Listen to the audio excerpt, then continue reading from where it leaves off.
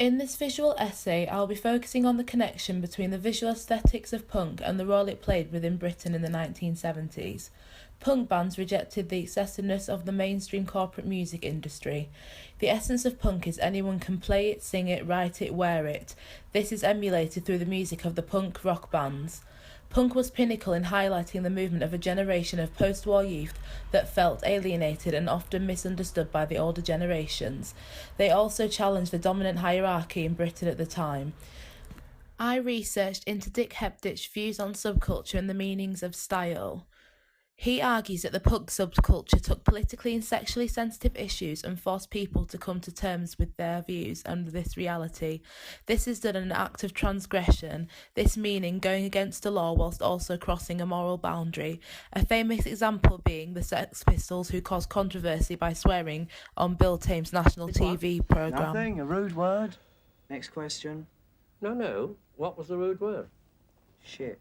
Was it really? Good heavens, you frightened me to death. All right. So What about you girls behind? He's like your dad, isn't he, this geezer? Are you, With your Enjoying myself. are you? Yeah.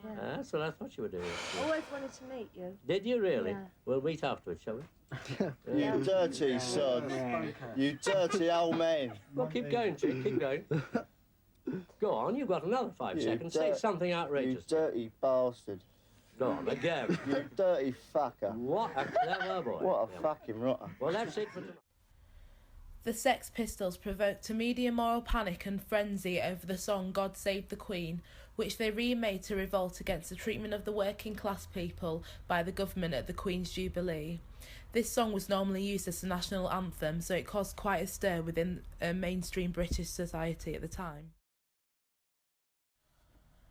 In a society of consumerism and consumption, to act in an orderly fashion and stick to the status quo is easy, but to use such symbols, i.e. the swastika, in everyday attire was outrageous and shocking.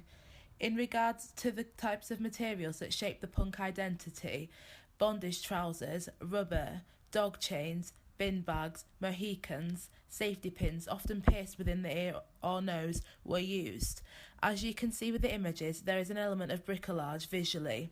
This is taking some items or materials of clothing from different cultural customs, and often just being a walking embodiment by wearing these types of things mixed, is what punk wanted to represent, an acceptance of self, regardless of the pressure, whether you listened to the music, played the music, or wore what was signified through punk bands and the youth at the time.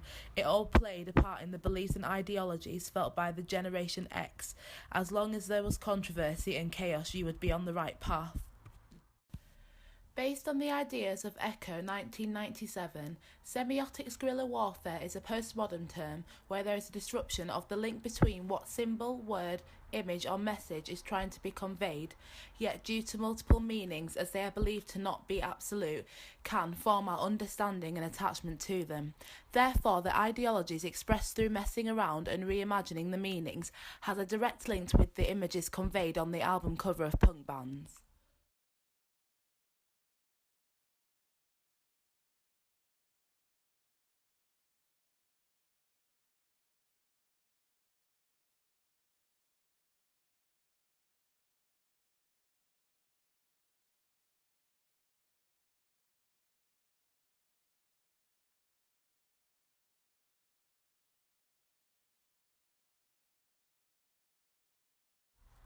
Mack in 2010 argues that music has a visual language too.